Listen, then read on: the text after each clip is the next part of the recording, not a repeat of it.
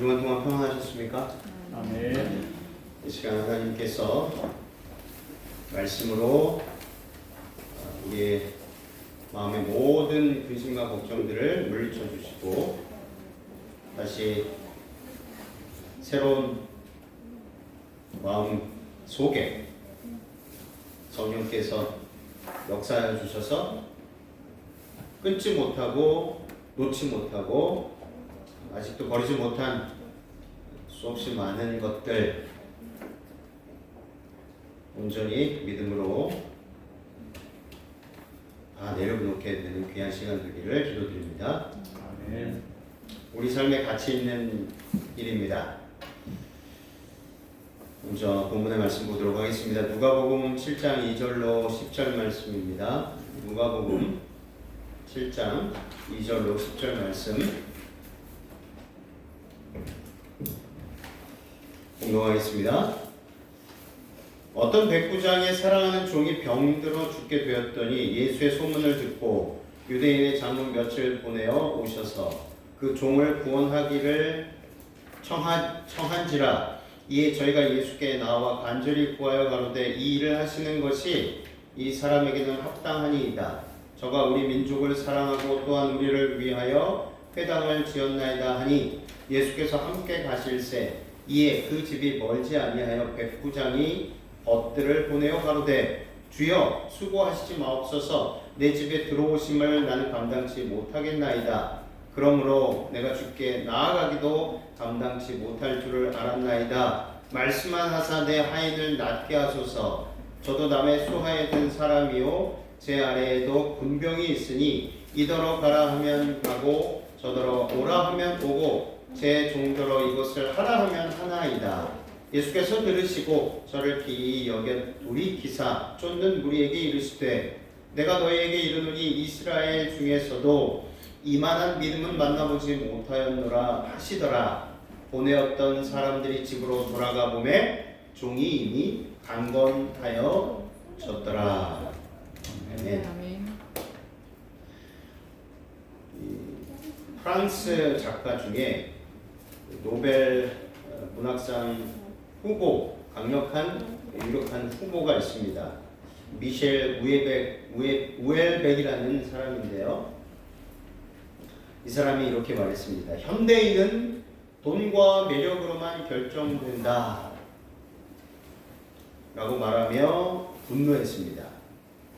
그는 바로 인간 본연의 가치가 이 자본 그리고 매력의 가치로 환원되는 신자유주의적 가치관이 세계를 이 온 세상을 혐오와 폭력의 도가니로 떨어뜨린다라고 하였고 또한 누군가와 사랑할 때에도 경쟁해야만 하는 현대인의 고독과 우울이 앞으로 더욱더 심화될 것이라고 전망했습니다. 이 노벨 문학상 후보자가 하나님을 믿는 사람인지는 모르겠습니다. 그러나 현대 지금 우리가 살고 있는 이 세상의 형편을 아주 잘 보시는 것 같습니다. 모든 물건은요, 이 인간이 어떻게 평가하든지 간에 나름의 가치를 가지고 있습니다. 그래서 현대인들은 물건을 구매하면서 첫째 가성비를 중요시 여기죠. 그리고 또 한 가지가 있습니다. 가심비입니다. 나름의 가치를 따지지만 사실 이는 매우 인간 중심적인 사고에 불과하다는 것이죠. 모든 물건은요, 인간이 어떻게 평가하든지 간에 각자 가지고 있는 그 물건이 가지고 있는 분명한 절대적 가치를 지니고 있다는 것입니다. 침대가 없는 집에서는 밤에 덮고 자는 이불이나 양탄자, 쿠션이 없는 차 안에서는 딱딱한 바닥에 내려놓고 베고 자는 베개가 매우 값진 가치를 지니고 있다는 것입니다.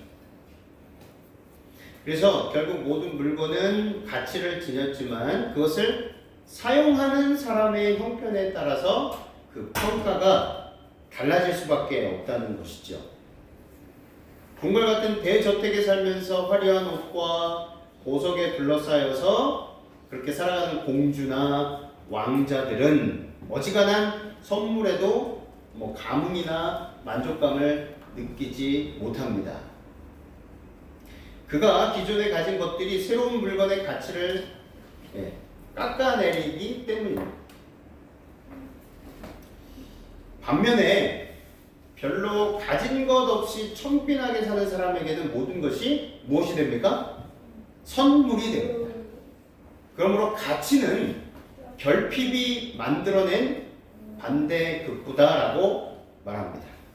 이 반대급부는 어떤 일에 대응하여서 얻게 되는 이익입니다. 그래서 역설적으로 사람은 자신이 가지고 있지 않은 것, 결핍된 상태에서 얻어지는 것을 매우 가치 있게 여긴다는 것이죠. 현실의 재물과 마음의 풍요로움은 비례합니까? 반비례합니까? 반비례 관계에 가깝다는 겁니다. 재물이 많을수록 감사하고 만족할 줄 알았는데 정반대라. 가진 게 많을수록 만족하지 못하고 자기에게 주어진 환경과 그 물질에 대하여 그리고 자신이 어떻게 거기까지 올라왔는지에 대하여 감사하지 못한다는 것입니다. 그럼에도 사람들은 더 많은 것을 가지려 하면서 동시에 물건에서 만족감도 느끼기를 원한다는 거예요.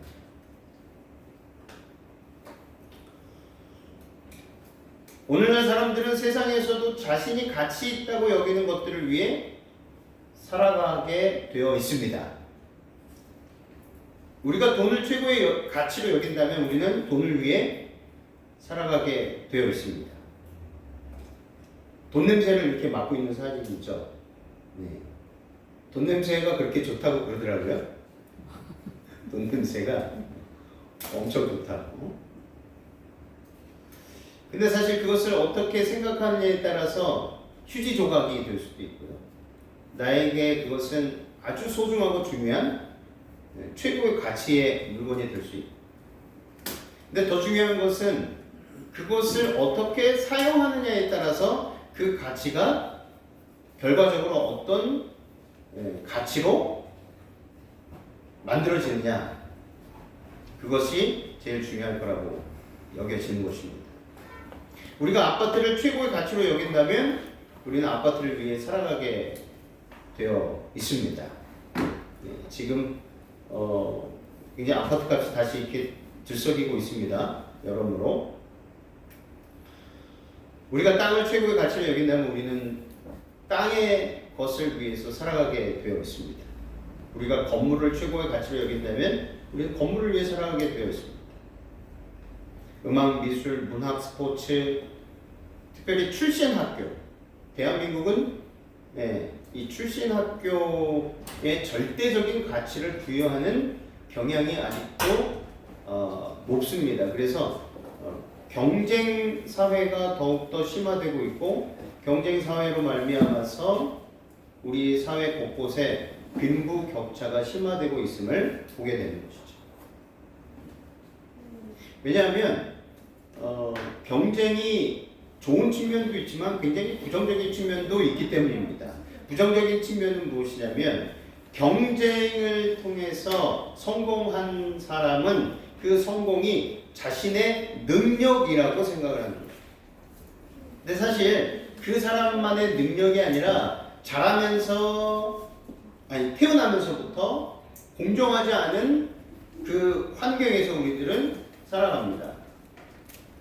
이해하실 거예요. 왜 공정하지 않냐면 태어날 때부터 금수저로 태어난 사람이 있고 태어났을 때부터 흙수저로 태어난 사람이 있습니다. 공정하지 않습니다. 이 세상은 그래서 공정하지 않습니다.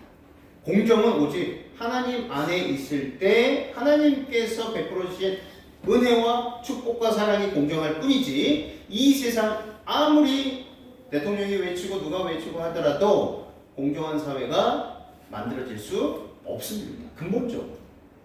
그렇기 때문에 태어날 때부터 공정하지 않은 사회에서 그 배경에서 태어난 사람들이 아무리 열심히 똑같이 경쟁을 하더라도 야구 선수가 3루에서 홈으로 들어오는 게 쉽습니까? 안타를 쳐서 1루, 2루, 3루를 돌아서 홈으로 들어오는 게 쉽습니까? 전자요. 3루에서 들어오는 사람이 더 쉽습니다. 태어날 때부터 금수저인 사람은 태어날 때부터 가난하게 된 사람보다 여러 가지 여건상 유리한 점이 굉장히 많이 있습니다. 지금은요, 대천에서 용이 나오지 않는다고 말합니다. 왜 그렇죠? 내가 투자한 만큼 성적이 오르는 시대입니다. 우리가 아무리 노력을 해도 학원 보내지 않고 그 쪽집게 학원 보내지 않고 돈을 투자하지 아니하면 좋은 성적을 낼 수 없는 시스템입니다. 그 구조 자체가 지금의 우리 대한민국의 교육 시스템이 그렇습니다. 상당히 잘못되어 있고 상당히 우리 미래 주역들인 아이들이 걱정되는 것입니다. 그러니까 이런 생각들을 끊임없이 해야 됩니다. 그냥 무턱대고 사람들이 가니까 그 길로 가야 되겠다라는 것은 매우 잘못된 생각이라는 것입니다. 우리 둘째가 지금 3, 6 중학교를 다니고 있는데 스스로 한번 가보겠습니다라고 해서 보냈어요. 솔직히 저는 보내고 싶지 않았어요. 너무 경쟁이 심하기 때문에 편안하게 행복하게 주어진 여건에 만족하면서 감사하게 공부하면 그리고 최선을 다하면 후회 없습니다. 그런데 다른 사람들이 경쟁을 통해서 1등이 되어야 된다는 그 구조 속에서 갇혀 있으면 정신이 피폐해집니다. 그리고 예수님이 안 보여요. 물론 그때마다 기도하죠. 그런데 정작 내가 가는 길이 맞는가라는 생각을 하지 못하고 그냥 편승해서 쫓아가면 나중에 후회합니다. 다 커서. 그래서 대학에 가서 1년 있다가 2년 있다가 공부하고 군대 갔다 오죠. 남학생들은. 그리고 군대 가서 보니까 내가 아무 생각 없이 들어간 과가 나랑 맞지 않는 것을 발견하고 또 전과를 합니다. 그러면 군대 2년, 또 그거 학교 다니는 거 2년, 총 한 5년을 그냥 버리는 학생들이 굉장히 많다는 거예요. 연대, 고대, 서울대, 연대, 고대의 마크입니다. 굉장히 자랑스러워하는 부모들을 많이 봐요. 어떤 연예인 중에 아들이 서울대를 갔는데 엄청 기뻐하고 막 울면서 엄마한테 울면서 그런 모습을 보게 된 거예요. 일반적인 사람들은 다 좋아라고 가족들도 좋아라고 다 축하해 줍니다. 근데 저는 그걸 보면서 굉장히 좀 마음이 안 좋았어요. 서울대를 꼭 가야지만이 그렇게 감사하고 기쁘고 좋은 일일까? 라는 것이죠. 근데 안타깝게도 지금 이 세상은, 특별히 대한민국은 그런 교육적 시스템 속에서 우리 아이들이 방치되고 있다는 것입니다. 사실 이런 이야기를 하면 우리 교인 중에서도 상당히 안 좋아하시는 분들이 많이 계세요. 그리고 제가 이제 목회자로 우리 재림교회의 학교인 섬유학교를 비판하진 않지만 안타까운 현실에 놓여 있다는 건 사실입니다. 그리고 기도를 정말 간절히 해야 되고 우리 목사님들 열심히 기도하고 계시지만 역부족입니다. 지금 나라의 교육 시스템과 같이 가야 되기 때문에 쉽지 않습니다. 그래서 우리는 독특한 우리에게 주신 하나님의 기별대로 교육을 시켜야 하는 그 삼육교육을 다시 회복해야 된다. 그것을 위해서 고군분투해야 됩니다. 싸워야 됩니다. 안 되면은 싸워야 돼요. 그래서 정부에서 인정하지 못하겠다. 좋다. 대안학교로 가더라도 다시 회복해야 됩니다. 교육이 회복되지 않으면 우리 고유의 가치관, 재림 신앙이 무너집니다.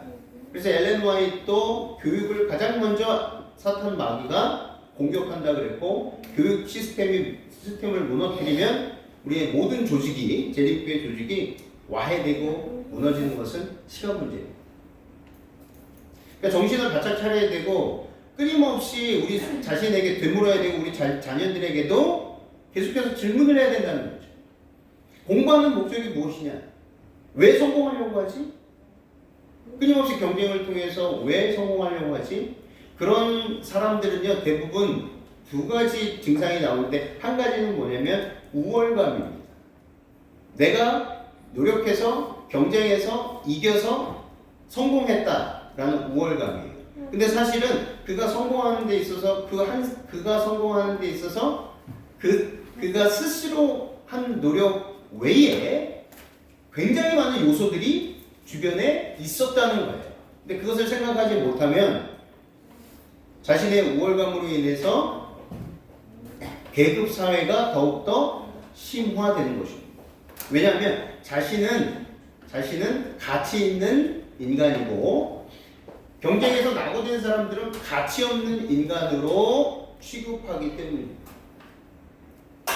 지금 우리나라 정치계나 이런 걸 보면은 그런 현상들이 많이 보이는 것을 발견하지 않습니까? 태어날 때부터 대통령이 될 사람처럼 태어날 때부터 가장 위의 자리를 앉을 수 있는 사람처럼 생각하고 교육받은 사람들은 다른 사람의 삶에 대해서 그렇게 관심이 없습니다. 그리고 그 사람이 실패한 것은 그저 그 사람이 열심히 하지 않았고 그가 노력하지 않았다라는 것으로 치부해버립니다. 사실은 그렇지 않은 요인들이 많이 있지 않습니까? 최선을 다했는데 실패하는 경우도 종종 있습니다. 네. 그래서 그저 한 가지 이유만을 가지고 적용하는 것은 굉장히 잘못된 사고라는 것이죠. 근데 그런 사고로 인해서 우리는 끊임없이 대학도 정해져 있고 그 대학을 나오지 않으면 스카이대를 나오지 않으면 낙오된 사람, 우월한 인간에서 벗어나서 열등한 인간 속에서 살 수밖에 없는, 그래서 가난이 당연한 것이고 그 당연한 것을 터부시 여기는 것입니다. 그래서 말도 안 되는 말이 막 나오는 것이죠. 가난한 사람은 자유가 뭔지도 모른다. 굉장히 충격을 받았습니다.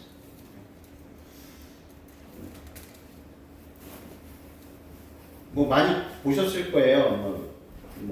루이비통, 디오르, 또 엘메스, 샤넬, 루이비통, 구찌, 프라다 다 명품입니다. 광주에 큰 그 서점이 있죠. 명품문고 거의 다 연결되어 있는데요. 백화점하고 신세계백화점하고 거기 1층 매장에 가시면 이 루이비통 매장이 있어요. 이제 서점에 가는데 루이비통 매장에 이렇게 줄을 서 있는 걸 이렇게 보게 됩니다. 그래서 속으로 사람들은 왜 이렇게 세상에서 비싼 똥을 이렇게 좋아할까? 네. 그러면서 너무 안타까운 거예요. 저는 누가 준다 그러면 감사하게 받지만 별로 그렇게 갖고 싶지도 않고, 그래서 사람들이 가지고 있는 이 가치관들이 너무도 어리석고 너무도 안타깝다는 것입니다. 출신 학교, 직업, 집, 자동차, 옷, 가방, 신발, 거주 지역, 유기농 식품, 백화점, 가전, 기타 등등 최고의 가치로 여기는 것입니다. 명품. 근데 요즘은 명품 유치원, 명품을 다 갖다 붙입니다. 학교. 그 다음에 우리 먹고 사는 거 있죠. 유기농 아니면 안 먹습니다. 물론 우리의 건강을 위해서 유기농 먹으면 좋죠. 근데 저는 예를 들어 조금 극단적일 수도 있지만 유기농이 굉장히 비쌉니다. 어떤 요즘 많이 좀 저렴해지긴 하였지만 그 비싼 것을 좀 아껴서 농약 정말 많이 친 걸 먹더라도 그 아껴서 꼭 필요한 사람에게 주면은 차라리 농약 많이 친 걸 먹겠습니다. 그게 그리스도의 마음이라고 생각합니다. 저는. 물론 우리 몸을 위해서 우리가 성전이기 때문에 잘 가꿔야 되죠. 건강 생활 해야 됩니다. 일찍 잠을 일찍 일어나고 되도록이면 소식하고 이렇게 해야 되는데 사람을 생각할 때, 영혼을 생각할 때 내가 라면을 먹더라도 더 좋은 것을 저 사람한테 먹여야 되겠다. 그렇게 살아가는 것이 저는 맞다고 생각합니다. 물론 이걸 발견해야 되겠죠. 내가 나의 입맛 때문에 내가 좋아하니까가 아니고 그 영혼을 위해서 내 몸이 혹 망가지는 한이 있더라도 저 영혼이 살 수만 있다면 내가 저거를 선택할 수 있겠다. 알면서도.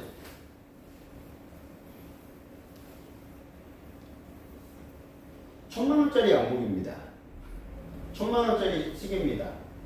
몽벨. 천만원짜리 양복 피톤. 뭐 사진으로 봤을 때 별 차이가 제 양복이 더 좋은 것 같아요. 어머니가 특별히 제 안수식 때 해주신 양복입니다. 그래서 주로 이거를 입고 다녀요. 어머니의 사랑이 묻어있기 때문에. 1000만원짜리 양복, 1000만원짜리 시계. 우리 승기가 좋아하는 자동차인데요. 부가티라고 프랑스 건데 100억입니다. 100억. 아파트가 몇 채가 되는 100억짜리 부가티. 요번에 새로 나온 겁니다. 그리스도인이라고 자부하는 우리에게 있어서 가장 가치 있는 일이 무엇일까? 그것이 무엇일까? 우리는 현재 나는 가치 있는 일을 하며 살아가고 있는가? 이 시간에 우리 스스로 자문해 보았으면 좋겠습니다. 또한 오늘 본문의 말씀에 나오는 백부장의 믿음을 통해서 우리 자신의 신앙의 핵심 가치를 깨닫고 우리 삶에 적용 실천하여서 우리 인생의 궁극적 목표, 다시 말해 예수 그리스도의 분량까지 영적 성장이 이루어질 수 있도록 성령의 역사와 임재가 충만하기를 주님의 이름으로 기도합니다. 아멘. 백부장의 믿음을 통해서 하나님께서 오늘 우리들에게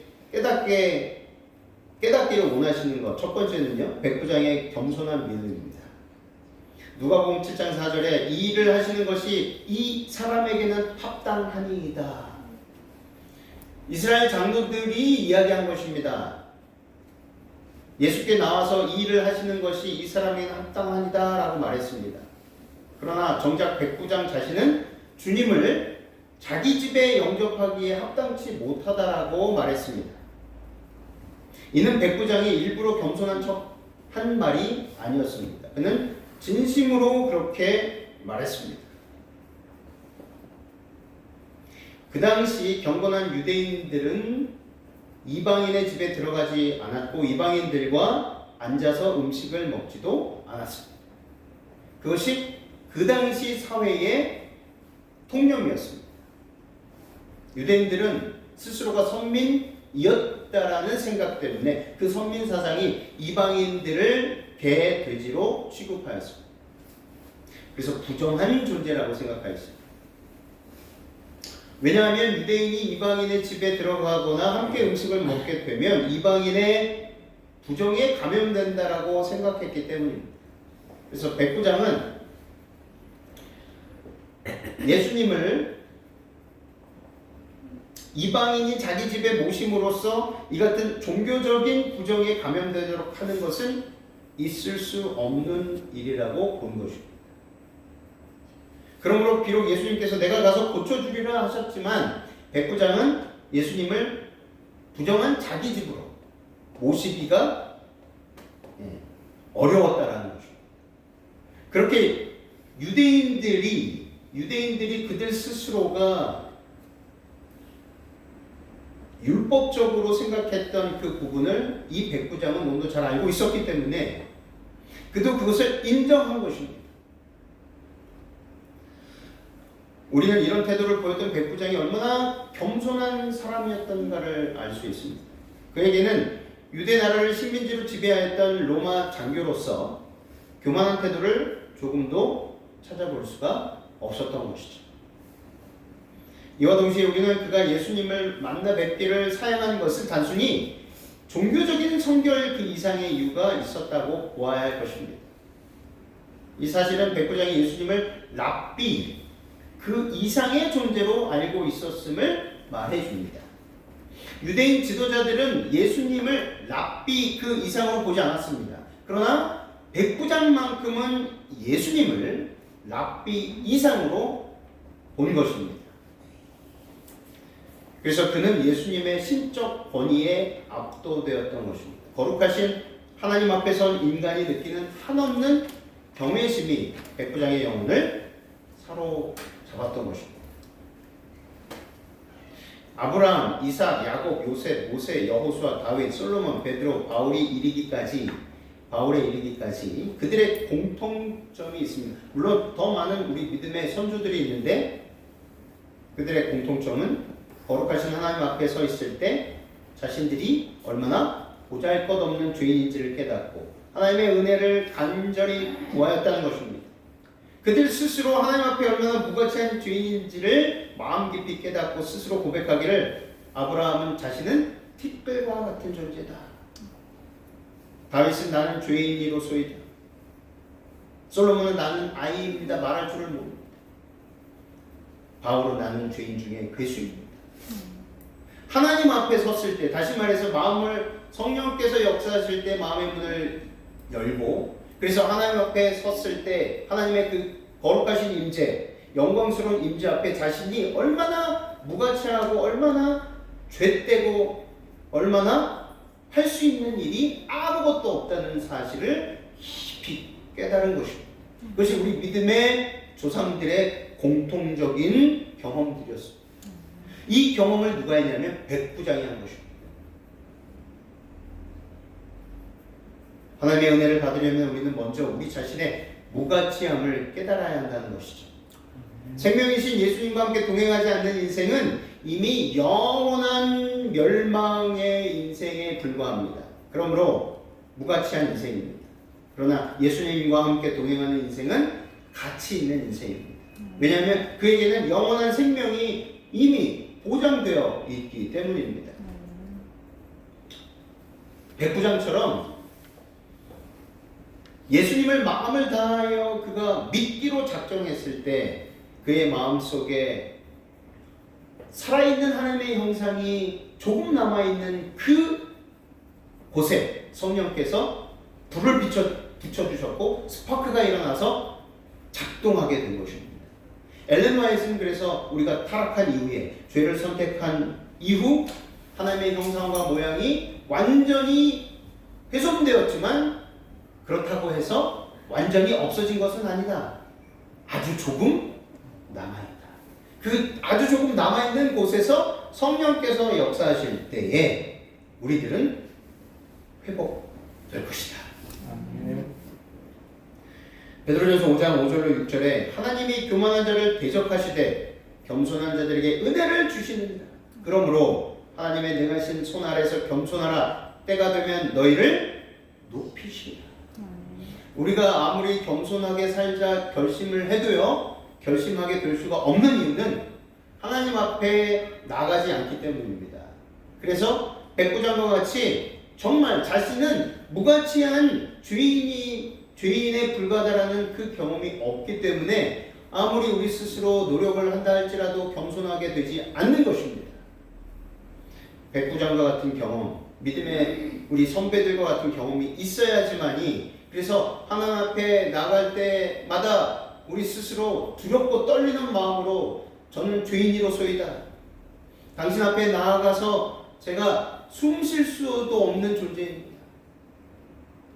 그럴 때 하나님의 은혜가 내리고 그 은혜를 경험할 때에 진정한 주님의 용서하심과 그 구원하심의 기쁨이 이 세상에 그 어떤 것도 비교할 수 없다는 것입니다. 10,000,000원짜리 양복을 입어도 100억짜리 부가티 스포츠카를 타도 그 기쁨과 환희와 그 감격은 경험할 수 없는 것입니다. 돈으로도 살 수 없는 것입니다. 이것은 거저 주시는 것입니다. 우리의 노력 아닙니다. 우리의 애씀 아닙니다. 거저 주시는 것입니다. 그런지 백부장의 겸손한 믿음을 우리는 본받아야 합니다. 신앙의 연조가 쌓여갈수록 교회에서 귀한 직분을 맡을수록 봉사를 많이 하면 할수록 우리는 더욱더 주님을 닮아가야 되는데 이상하게 어떻게 되어갑니까? 조금만 얘기해도 자기 성질을 건드렸다고 삐지고 원망하고 시기하고 질투합니다.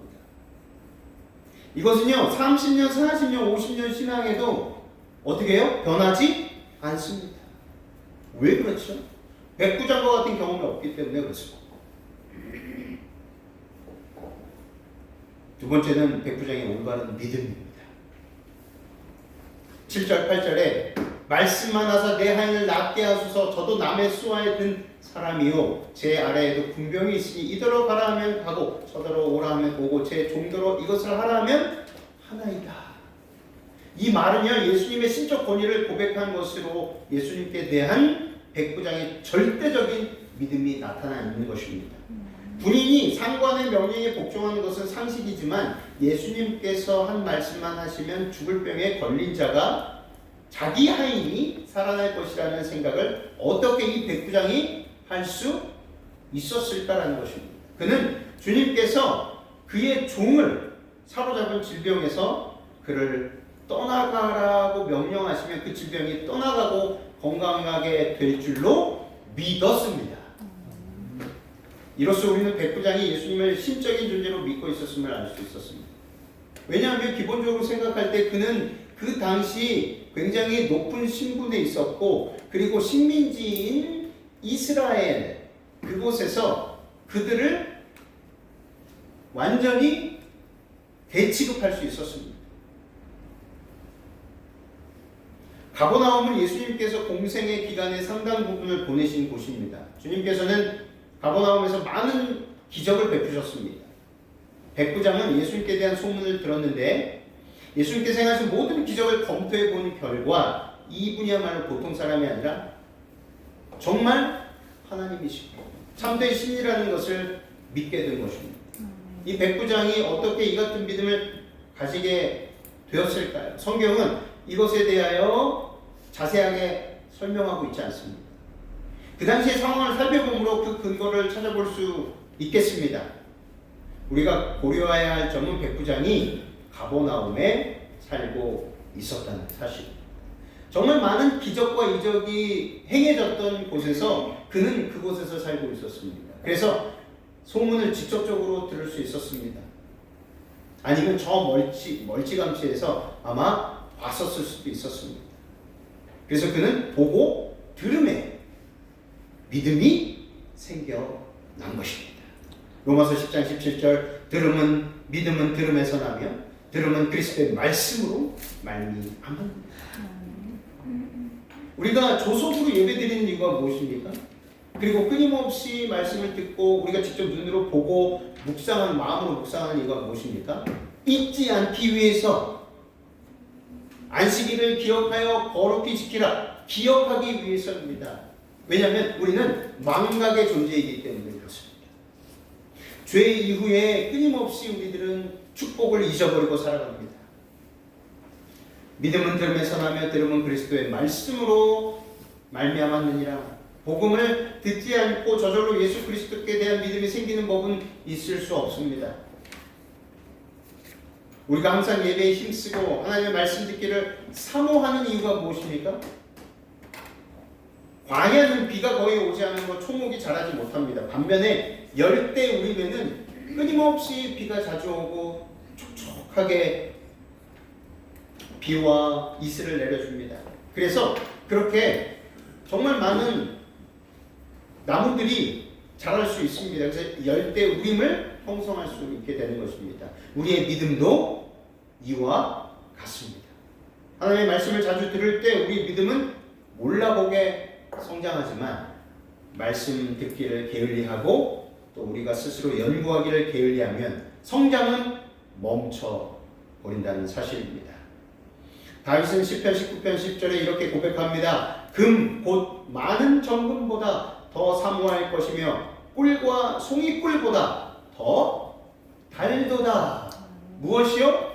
하나님의 거룩하신 살아있는 말씀이 금 사랑하고 꿀과 송이 꿀보다 더 달달한 것입니다. 다윗의 경험이 우리의 경험이 되기를 기도드립니다. 성경에 기록된 하나님의 생명의 말씀은 일반 서적과 전혀 차원이 다릅니다. 일반 서적은 아무리 고상하고 수준이 높은 책이라도 다 인간의 철학과 생각이 기록된 것입니다. 그 속에는 인간의 사상이 들어 있습니다. 유한하고 문제가 많은 인간의 죄된 사상이 들어가 있는 것입니다. 그러나 성경은 하나님의 책이고 성경은 저자는 하나님이십니다. 그러므로 성경을 하나님의 말씀이라고 합니다. 성경 말씀을 읽을 때 우리는 하나님의 뜻을, 우리를 향한 뜻을 알 수 있게 되는 것입니다. 히브리서 4장 12절 하나님의 말씀은 살았고 운동력이 있어 좌우에 날선 어떤 검보다도 예리하여서 혼과 영과 및 관절과 골수를 찔러 쪼개기까지 하며 또 우리 마음의 생각과 뜻을 감찰하나니. 요한복음 5장 39절입니다. 너희가 성경에서 영생을 얻는 줄 생각하고 성경을 상고하거니와 이 성경이 곧 내게 대하여 증거하는 것이로다. 무엇보다도요, 우리는 성경을 통해서 누구를 발견하게 됩니까? 예수 그리스도를 발견하게 되는 것입니다. 그러므로 우리는 신구약 성경 66권을 통해서 예수 그리스도를 직접 만나야 합니다. 그것이 하나님께서 우리에게 성경을 주신 목적입니다. 예수님 말씀만 하사 저를 낫게 하소서. 주님 말씀만 하사 저의 삶을 치유하소서. 말씀으로 저의 문제를 해결해 주시옵소서. 이적과 표징이 보이지 아니하더라도 말씀하셨고 약속하셨사오니 믿게 하여 주시옵소서. 저의 인내심 없는 이 죄인을 용서하시고 참고 견디고 끝까지 약속을 굳게 믿고 의지할 수 있게 하여 주시옵소서라는 기도가 우리의 기도가 되기를 간절히 소망합니다. 이와 같은 믿음으로 백부장처럼 예수님께 여러분의 사정을 아뢰시기를 바랍니다. 간절히, 제가 첫날 말씀드렸습니다. 간절하면 이루어진다. 세상 많은 사람들은 이 말을 좋아합니다. 간절하면 이루어진다. 서울대, 연대, 고대 간절하면 갈 수 있다. 근데 저는 반대입니다. 제발 서울대, 연대, 고대 가지 마십시오. 지방대학 나오더라도 자신이 하나님께로부터 받은 달란트와 재능을 100분 활용하고 발견하고 활용하고 그러면 출신, 신분 상관없습니다. 그 사람 자체 한 사람을 보고 세상 사람들이 박수를 치고 존경합니다. 그것은 바로 그 사람 안에 있는 가치, 그 사람이 생각하는 가치 때문에 그렇습니다. 그 사람이 생각하는 가치는 바로 사람 존중 의식, 인간의 존엄성을 가장 가치 있게 여기는 그 마음, 그것이 이 세상을 가장 밝혀줄 것입니다. 마지막 세 번째는 백부장에 순종하는 믿음입니다. 같은 성경절 7절 8절의 내용입니다. 백부장의 말 속에는 주님의 명령에 절대 순종하겠다는 각오가 표명되어 있습니다. 마치 상관의 명령에 복종하는 군인의 자세로서 예수님의 명령을 따르기로 작정한 것입니다. 이 작은 도시국가에 불과했던 로마가 지중해 세계를 지배하는 세계적인 대제국이 된 것은 강력한 군대를 갖고 있었기 때문이었습니다. 그래서 그 당시에 용맹으로 치자면 로마 군대를 따를 나라가 없었다고 합니다. 전쟁터에 나간 로마 군인들 가운데는 등에 화살을 맞고 죽은 자가 없었다고 합니다. 이것은 무엇을 의미합니까? 그것은 지휘관의 명령 앞에서는 아무리 화살이 억수처럼 쏟아진다 할지라도 등을 보이는 군인들이 없었다는 것입니다. 무조건 전진이었습니다. 그래서 세계를 제패할 수 있었습니다. 기적을 체험하는 믿음은 주님의 말씀 앞에서 절대적으로 순종하는 믿음입니다. 그것이 기적을 체험하고 발견하고 기뻐할 수 있는 유일한 길입니다. 아마 예수님께서 백부장들어 너의 종을 이리로 데려오라 라고 명령하셨다면 백부장은 그 즉시로 종을 떠매고 주님 앞으로 달려왔을 것이었습니다. 오늘날 기독교인들 가운데 활기찬 신앙생활을 하지 못하고 축 늘어진 모습을 하고 있는 사람들이 많은 이유가 무엇일까요? 주님의 말씀에 순종하지 않기 때문입니다. 주님의 말씀보다 자신의 고집, 자신의 주장이 앞서기 때문에 순종할 수 없는 것입니다. 순종하지 않기 때문에 주님의 기적을 체험하지 못하는 것입니다. 그러나 우리는 주님께서 가라 하면 가고 오라 하면 오고 이것을 하라 하면 하고 또 멈추라 하면 멈추는, 그래서 주님의 기적을 체험하며 살아가는 저와 여러분들이 되기를 간절히 바랍니다. 아멘. 우리가 순종을 잘 하려면 교만을 버려야 합니다. 문둥병을 고침받기 위해 엘리사를 찾아왔던 아람 나라 군대장관 나아만은 엘리사가 하인을 시켜서 너는 가서 요단강에 7번 씻으라 내 살이 여전히 깨끗하리라 라고 하자 노발대발하여서 당장 자기 나라로 돌아가려고 하였습니다. 나아만은 생각하기를 적어도 자기가 아람 군대의 군대장관이 왔으면 선지자가 달려나와 장엄하고 범접한 예식을 베풀고 하나님의 이름을 부르며 안수하여 병을 고칠 줄 알았지만 단지 요단강에 가서 씻으라고만 말로만 하니 순종할 수가 없었던 것입니다. 그러나 그가 부하들의 간곡한 설득에 못 이겨 요단강에 7번 잠궜더니 온몸에 퍼졌던 문둥병이 말끔하게 떠난 기적을 경험하게 된 것입니다. 우리가 하나님의 은혜를 받으려면 하나님의 말씀 앞에 우리의 이론이나 경험 따위를 전부 다 사도 바울이 얘기했던 것처럼 배설물로 여겨야 하는 것입니다. 포기해야 합니다. 그런데 어른이 되면 될수록 경험이 많이 쌓여지고 연륜이 쌓이면 쌓일수록 전문가가 될수록 이상하게 고집과 아집이 생겨납니다. 포기해야 합니다. 내려놓아야 합니다. 백부장과 같이 주님의 말씀에 온전히 순종할 때 위대한 기적을 체험하게 되는 것입니다. 누구나 엘리사처럼 그리고 엘리사의 스승 엘리야처럼 위대한 신앙이 될 수 있습니다. 야고보서 5장 17절 18절 엘리야는 우리와 성정이 같은 사람이로되 성정이 같은 죄인입니다. 죄인이었습니다. 그러나 하나님께서는 엘리야를 데려가셨습니다. 저가 비 오지 않기를 간절히 기도한즉 3년 6개월 동안 땅에 비가 아니오고 다시 기도한즉 하늘이 비를 주고 땅이 열매를 내었느니라. 하나님의 사람인 어떤 기도를 드리더라도 하나님께서 그 기도에 응답해 주신다는 것입니다. 오늘 말씀을 정리하면서 백부장의 믿음, 겸손한 믿음, 올바른 믿음, 순종하는 믿음은 어떻게 아름다운 열매를 맺을 수 있었냐는 것입니다. 오늘 제목이 무엇입니까? 우리가 어떤 곳에 가치를 두고 정말 우리가 가치 있는 일을 하고 있을까라는 것이죠. 어떤 백부장이 사랑하는 종이 병들어 죽게 되었더니 오늘 본문의 말씀 첫 번째 구절이었습니다. 어떤 백부장의 사랑하는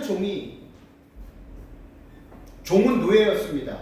신분사회, 계급사회였던 그 당시의 노예는 합법적으로 사고팔고 할 수 있는 물건과 같은 존재였습니다. 그 당시 사회에서는 그것이 당연한 것이었고 상식이었습니다. 보편적 가치로 받아들여졌습니다. 그러나 백부장은 그 당시 통념을 깨버린 완전히 급진적 진보주의자였습니다. 그가 유대인들에게 인기를 얻기 위해서 그렇게 한 것이 아니었습니다. 그가 그의 종을 진심으로 사랑하였기 때문에 신분과 계급과 지위와 빈부 귀천을 무시할 수 있었던 것입니다. 백부장은 한 사람의 생명을 가장 가치 있게 여겼습니다. 그것은 그가 남녀노소 빈부 귀천을 막론하고 이것은 사람이 만들어 놓은 용어입니다. 사실 빈부 귀천은 하나님 사전에는 있습니까? 없습니까? 없습니다. 절대로. 그래서 우리 삶 속에서도 끊임없이 빈부귀천 있다라고 생각하면 굉장히 큰일인 것입니다. 그래서 끊임없이 우리는 내보내는 훈련을 해야 되는 것입니다. 우리 생각 속에, 우리 사상 속에, 우리의 신앙적 그런 가치관 속에 빈부귀천이 있다. 그것은 이미 하나님의 나라에 들어갈 수 없는 사람으로 살아가고 있다는 증거입니다. 혹시 그런 분들이 계시면 십자가 아래 무릎 꿇고 우리 마음속에 여전히 남아있는 이 잘못된 사상을 버릴 수 있도록 기도하게 되시기를 바랍니다. 가장 가치 있게 보시는, 차별 없이 생명을 사랑하시고 가장 가치 있게 보시는 예수님을 마음을 다하여 받아들였기 때문입니다. 결국 성령의 역사하심에 마음의 문을 활짝 열었던 것입니다. 3월 15일 BBC 방송에 따르면 전날 밤 뉴스 도중 진행자 뒤편에 반전 메시지가 담긴 종이를 들고 나와 전쟁을 멈춰라, 그 말입니다. 선전을 믿지 마라, 그들이 여기에 당신에게 거짓말을 하고 있다 외친 기습 시위였습니다. 이 뒤에 있는 저 여성이 어떤 사람이었냐면 마리나 오브샤코바였습니다. 이 여성은요, 러시아 국영방송 채널 1TV 편집자이며 두 아이의 엄마였습니다. 시위 직후 그녀는 체포되어 현재 3만 루블, 약 33만 원의 벌금형을 받았지만 그 러시아 검사 측에서 다시 기소하여서 잘못하면 18년형을 살 수도 있다라고 합니다. 국가 반역죄로. 그럼에도 불구하고 한 여성이고 앵커이면서 두 아이의 엄마가 이렇게 담대하게 일을 한 것입니다. 가장 가치 있는 일, 그녀에게 있어서 가장 가치 있는 일, 그것은 전쟁을 멈춰달라는 것이었고, 사람 정말 소중한 생명들이 더 이상은 죽으면 안 된다는 것이었습니다. 그녀의 얼굴입니다. 두 아이의 엄마로서 18년을 이제 형무소에 갇혀서 살 수도 있었지만 그는 담대하게 이 일을, 가장 가치 있는 일이라고 생각하는 이 일을 감행한 것입니다. 이 하얀 머리의 할머니처럼 보이는 이분은요, 58세의 캐나다인 수잔입니다. 난민을 돕기 위해서 프랑스에서 폴란드까지 2000km를 달려온 수잔입니다. 그는 7일 차로 19시간 무려 1958km를 달려서 폴란드 서부 국경 도시 푸셰미실에 도착했습니다. 그가 일주일 넘게 계속되는 러시아와 우크라이나 침공 상태를 텔레비전으로 지켜보기 힘들어서 그는 차를 몰고 이곳에 온 것입니다. 그래서 그곳에 의약품, 식품, 옷, 담요 등을 푸셰미실 안에 있는 난민 쉼터에 내려놓고 바로 기차역으로 가서 그곳에서 프랑스의 인근 나라로 동행할 난민을 찾아 나선 겁니다. 그래서 이 피켓이 무슨 내용이냐면 여성과 어린아이에게 무료 교통편을 제공합니다. 프랑스까지 갈 사람이 있습니까? 이 여성입니다. 나탈리와 두 아이들이 다가왔어요. 그래서 오스트리아 빈에 사촌이 있는데 함께 갈 수 있을까요? 나탈리는 우크라이나 중부 도시 빈니차에서 왔다고 했습니다. 그래서 수잔은 물론입니다. 나탈리 가족을 차에 태워서 아들 드미트리 8살 그리고 딸 카샤 5살 된 이 싱글맘을 태우고 이제 이동하였습니다. 이동 시간이 너무 길어 나탈리도 아이들도 힘들어하여서 이들이 쉴 수 있도록 헝가리 부다페스트 멈춰 호텔을 잡았습니다. 이틀을 쉬고 나서 나탈리를 사촌 집에 데려다 줬습니다. 그리고 나탈리가 너무너무 고마워하였다고 말합니다. 하지만 이 수잔이 이렇게 말했다고 합니다. 입장을 바꿔본다면 아주 작은 노력일 뿐 당연히 해야 할 일을 한 것입니다. 수잔은 4,000km 서울 부산을 4번 왕복한 거리를 마다하지 않고 우크라이나 난민을 도왔습니다. 두 이야기 모두 이 세상에서 가장 가치 있는 일이 무엇인지를 깨닫게 해줍니다. 그것은 바로 생명을 살리고 지키는 일. 인간의 존엄성의 가치는 그 무엇보다도 비교될 수 없고 평가될 수 없기 때문입니다.